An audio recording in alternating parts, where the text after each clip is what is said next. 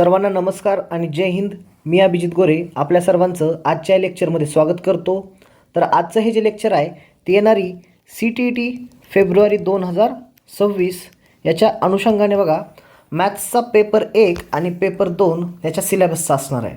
तर सर्वांना माहीत असेल नुकतीच 23 नोव्हेंबरला आपली महाराष्ट्र TETची एक्झाम झालेली आहे आणि त्याची उत्तरसूची देखील आलेली आहे. तर ज्यांची ही TET परीक्षा उत्तीर्ण झालेली आहे, ज्यांची ही परीक्षा क्लिअर झाली आहे त्या सर्वांचं अभिनंदन. आणि बघा ज्यांचा हा पेपर 1 ते 2 मार्कनं किंवा बघा 4-5 मार्कांनं सुद्धा गेला असेल त्यांनी खचून न जाता येणारी ही जी CTET आहे जी की फेब्रुवारी महिन्यात 8 फेब्रुवारीला होणार आहे ती त्यांच्यासाठी सुवर्ण संधी असणार आहे. तर बघा त्याच्या अनुषंगानं आपण आपल्या या चॅनलवर CTETचे लेक्चर घेणार आहोत. तर आजचं हे जे लेक्चर असणार आहे हे मॅथ्स पेपर 1 आणि मॅथ्सचं पेपर 2 या दोन्ही पेपरचा आपण डिटेल सिलेबस पाहणार आहेत. सोबतच बघा आपल्या चॅनलवर सोशल स्टडीज जो की पेपर 2चा विषय आहे बरोबर, ज्याला आपण सामाजिक शास्त्र म्हणतो बरोबर, SST म्हणजे सोशल स्टडीज सामाजिक शास्त्र, याचे लेक्चर देखील अपलोड होणार आहेत. तर त्याचे लेक्चर 1 ते 2 दिवसात अपलोड व्हायला स्टार्ट होतील. तर बघा आजच्या लेक्चरमध्ये आपण हा डिटेल सिलेबस पाहू आणि सोबतच हा पेपर आपल्याला कसा क्लिअर करायचा आहे त्याची स्ट्रॅटेजी पण पाहू. सुरुवात करूया. बघा पेपर 1 मध्ये मॅथ्स हा जो सब्जेक्ट आहे हा 30 मार्काला आहे.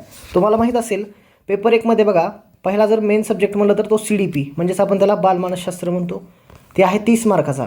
या 30 मार्कामध्ये 15 मार्काचं कंटेंट आणि 15 मार्काची पेडागॉजी. कंटेंट म्हणजे काय, जे बालमानसशास्त्राचे मुख्य टॉपिक आहेत त्या टॉपिकवर आधारित हे 15 प्रश्न असतात. आणि बघा हे 15 मार्क म्हणजे पेडागॉजी. पेडागॉजीला आपण मराठीत काय म्हणतो, पेडागॉजीला आपण मराठीत म्हणतो अध्यापनशास्त्र. तर एखादा विषय इफेक्टिवली कसा शिकवायचा त्याच्याविषयी याच्यामध्ये माहिती दिलेली असते, काही पद्धती दिलेल्या असतात बरोबर. लर्निंग स्टाईल्स असतात, त्याच्यानंतर टीचिंगच्या मेथड्स असतात बरोबर, टीचिंगच्या मेथड्स असतात. इन्क्लुझिव्ह एज्युकेशन म्हणजे काय, समावेशी शिक्षा म्हणजे काय, त्याच्यानंतर NCF म्हणजेच नॅशनल करिक्युलम फ्रेमवर्क म्हणजे याला राष्ट्रीय शैक्षणिक आराखडा म्हणतो जो की 2005चा आहे. याच्यामध्ये काही मार्गदर्शक सूचना दिलेल्या आहेत की एखादा विषय कसा शिकवायचा जेणेकरून बालक त्या शिक्षणाच्या मुख्य प्रवाहात येईल बरोबर. तर बघा CDP हा जो विषय आहे तो 30 मार्काचा आहे, त्यापैकी 15 मार्काचं कंटेंट आणि 15 मार्काची पेडागॉजी असणार बरोबर.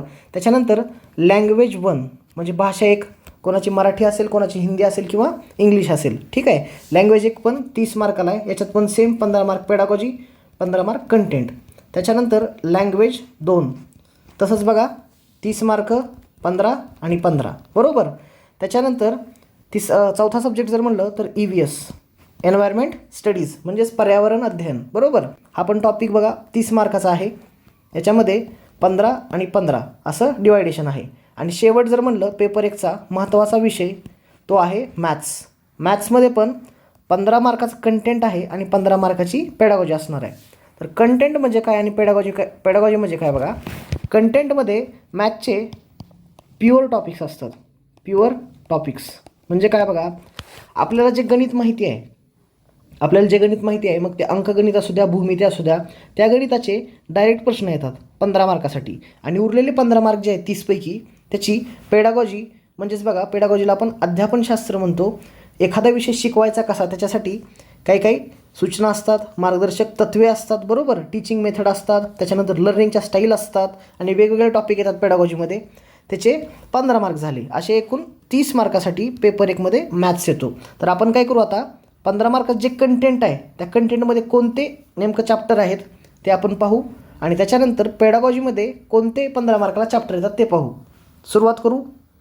पहिल्यांदा आपण पेपर 1चं पाहू, त्याच्यानंतर पेपर 2चं. पहिला चॅप्टर आहे महत्त्वाचा नंबर सिस्टीम, ठीक आहे. नंबर सिस्टीम संख्या प्रणाली किंवा संख्या पद्धती म्हणतो.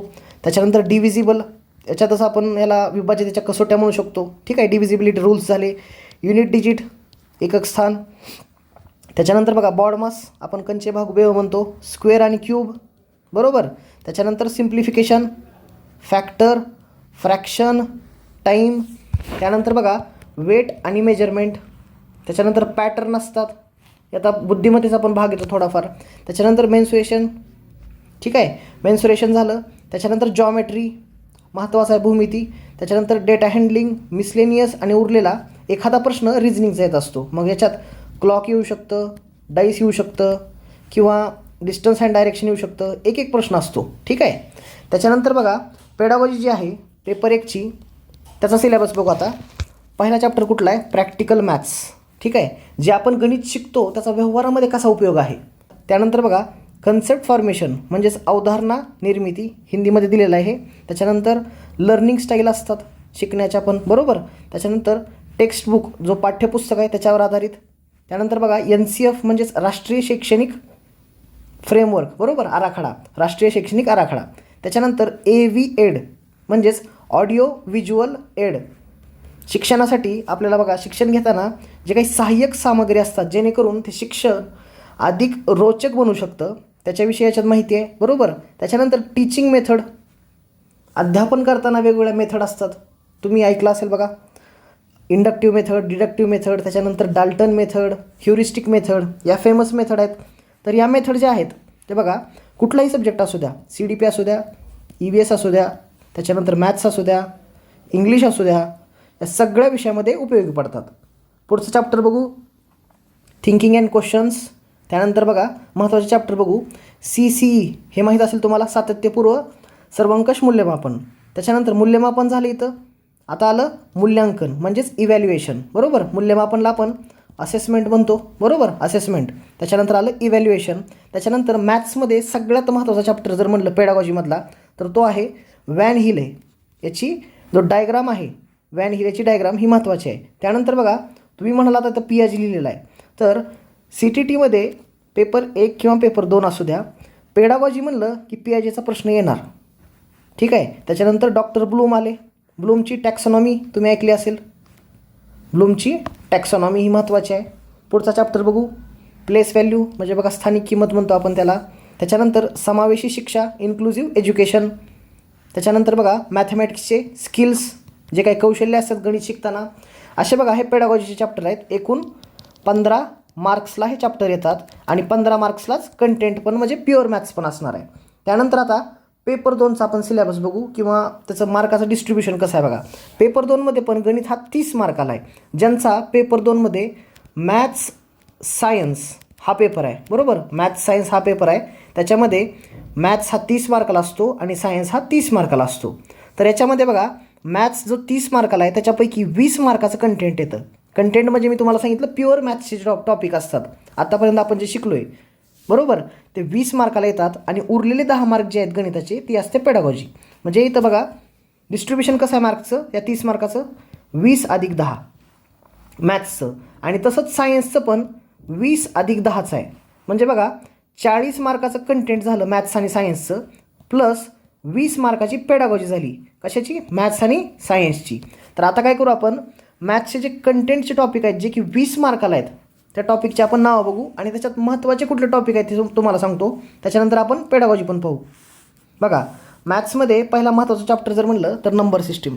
तर आत्ताच आपण पेपर 1ला पण बघितलं होतं नंबर सिस्टीम होता, परंतु पेपर 1चे जे नंबर सिस्टीमचे एक्झाम्पल आहेत ते खूप बेसिक लेवलचे आहेत. पेपर 2चं नंबर सिस्टीम जरा ॲडव्हान्स लेवलचं आहे. इथं जरी तुम्हाला कॉमन दिसत असेल तरी थोडी लेवल वेगवेगळी आहे. ठीक आहे. त्याच्यानंतर HCF आली, LCM म्हणजे मसावी आणि लसावी. त्याच्यानंतर सिम्प्लिफिकेशन आलं. गणिताचा महत्त्वाचा चॅप्टर म्हणजे पर्सेंटेज आला, अल्जेब्रा, रेशिओ अँड प्रपोर्शन. त्याच्यानंतर प्रॉफिट लॉस आलं. ठीक आहे. SI, CI सिम्पल इंटरेस्ट आणि compound interest, average, mensuration, geometry. Mensuration हा 3 मार्काला, जॉमेट्री ही 3 मार्काला येते, महत्त्वाचा चॅप्टर आहे. त्याच्यानंतर नंबर सिस्टमचे पण 3 मार्काला येतात क्वेश्चन्स.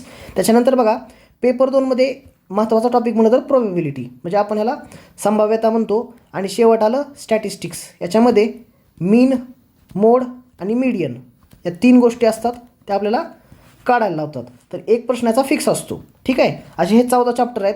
त्याच्यामध्ये पण महत्त्वाचं जर म्हणलं तर नंबर सिस्टीम झाला. त्याच्यानंतर बघा रेशिओ अँड प्रपोर्शन हा पण चॅप्टर महत्त्वाचा आहे. याच्यावर 2 प्रश्न अंदाजे येतात. आणि मेन्सुरेशन आणि जॉमेट्री हा खूप मोठा पार्ट आहे, त्याच्यामुळे याच्यावर 3 प्रश्न येतात, बरोबर. 3 आणि 3 6 आणि 3 9, 9 आणि 2 11. 20 पैकी 11 प्रश्न फक्त ह्या 4 चॅप्टरचे येतात. कोणत्या कोणत्या? नंबर सिस्टीम, त्याच्यानंतर रेशिओ अँड प्रपोर्शन, म्हणजे तुम्हाला बघा पर्सेंटेज तर बेस नीट लागतो, त्याच्यानंतरच तुम्हाला रेशिओ अँड प्रपोर्शन येणार. आणि हा जो पार्ट आहे मेन्सुरेशन आणि जॉमेट्री, याच्यावर 20 पैकी 11 प्रश्न येतात. आता आपण काय करू, पेडागॉजीचे चॅप्टर आहेत ते पाहू. तर बघा, पेडागॉजीमध्ये तुम्हाला सेमच चॅप्टर दिसतील. प्रॅक्टिकल मॅथ्स आताच पाहिलं होतं आपण. कन्सेप्ट फॉर्मेशन, एखाद्या विद्यार्थ्यामध्ये कन्सेप्टची फॉर्मेशन, संकल्पना कशी निर्माण होते, बरोबर. तर बघा, लहान वर्गामध्ये आपण विद्यार्थ्याला ज्यावेळेस बेरीज शिकवतो त्या टायमिंगला आपण डायरेक्ट 2 अधिक 3 असं शिकवत नाही, बरोबर. 2 म्हणजे काय झाला, हा सिम्बॉल झाला, चिन्ह म्हणू शकतो याला. तर हे न शिकवता सुरुवातीला आपण लहान वर्गात त्या विद्यार्थ्याला मणी देऊ शकतो, बरोबर. मणी देऊ शकतो, वस्तू देऊ शकतो, हातात खेळणी देऊ शकतो, फुले देऊ शकतो, बरोबर. म्हणजे बघा, पहिल्या विद्यार्थ्याकडे 2 फुले होती, त्याच्यानंतर दुसऱ्या विद्यार्थ्याकडे 3 फुलं होती, असं म्हणून आपण त्याला कन्सेप्ट त्याची फॉर्म करू शकतो, बिल्ड करू शकतो, बरोबर. तर कन्सेप्ट फॉर्मेशन याच्यामध्ये हे येतं, विद्यार्थ्यांमध्ये कशा कन्सेप्ट फॉर्म करायच्या. त्याच्यानंतर लर्निंग स्टाईल्स, बरोबर. लर्निंग स्टाईल्स याच्यानंतर बघा, NCF 2005चं हे खूप महत्त्वाचं डॉक्युमेंट आहे, दोन्ही पेपरला महत्त्वाचं आहे. AV एड आले, बरोबर, ऑडिओ आणि व्हिज्युअल. त्याच्यानंतर टीचिंग मेथड मागाशीच सांगितलं होतं मी. कुठलाही सब्जेक्ट असू द्या, CTETचा कुठलाही सब्जेक्ट असू द्या, प्रत्येक सब्जेक्टमध्ये तो सब्जेक्ट अधिक परिणामकारक कसा शिकवायचा त्याच्यासाठी टीचिंग मेथड म्हणजेच अध्यापनाच्या पद्धती असतात. त्यानंतर बघा, CC आला इथं परत एकदा, मूल्यांकन आलं म्हणजेच इव्हॅल्युएशन. व्हॅन हिलेची डायग्राम खूप महत्त्वाची आहे आणि शेवट पियाजे. तर असे पेडागॉजीचे चॅप्टर आहेत. मॅथ्स 1 आणि मॅथ्स 2 या दोन्हीचा आपण सिलेबस पाहिलेला आहे. मॅथ्स 1मध्ये 15 मार्काचं कंटेंट आणि 15 मार्काची पेडागॉजी आहे. आणि मॅथ्स 2मध्ये बघा, 20 मार्काचं कंटेंट अधिक 10 मार्काची पेडागॉजी, म्हणजे असे 30 मार्क आहेत. तर आपण उद्यापासून आपल्या चॅनलवर याच्या अनुषंगाने लेक्चर स्टार्ट करणार आहोत. तर बघा, आजच्या व्हिडिओला जर चांगला प्रतिसाद असेल तर आपण जे काही कमेंट असतील त्या कमेंट काय म्हणतात नेमकं, म्हणजेच बघा, एखादा जर विद्यार्थी म्हणत असेल की PYQ घ्या, डायरेक्ट PYQ घ्या, म्हणजे इयर वाईज, समजा 2018, 2019 असे direct previous year question paper घ्या, असं जर म्हणत असेल तर आपण ते घेऊ. किंवा आता तुम्हाला जे मी चॅप्टर दाखवले इथं, मी, समजा हा नंबर सिस्टीम चॅप्टर आहे पेपर 1चा, तर फक्त ह्या चॅप्टरचेच PYQ, फक्त या चॅप्टरचे, पूर्ण पेपर न घेता या चॅप्टरचे बघा. 2011ला पहिली CTET झाली होती आणि शेवटची आता 2024मध्ये झालेली आहे. सध्याची जी CTET आहे, जी 8 फेब्रुवारी 2026ला होणार आहे, ती CTET 2025ची आहे, बरोबर. ती CTET 2025ची आहे. 2025मध्ये CTET झाली नव्हती, त्याच्यामुळे आता ही 26ला होणार आहे. तर बघा, तुमच्या ज्या जास्तीत जास्त कमेंट असतील त्याच्यावर आपण डिसाईड करू नेमकं प्रिवियस इयर क्वेश्चन पेपर घ्यायचे आहेत का प्रत्येक चॅप्टरचे एक चॅप्टरनुसार PYQ घ्यायचे आहेत. तर त्याच्यासाठी तुम्ही या व्हिडिओला जास्तीत जास्त लाईक करा आणि कमेंट करून सांगा नेमकं आपण काय करायचं आहे. व्हिडिओ जर आवडला तर व्हिडिओला लाईक करा, तुमच्या मित्रांना शेअर करा. भेटूया पुढच्या लेक्चरमध्ये. थँक्यू.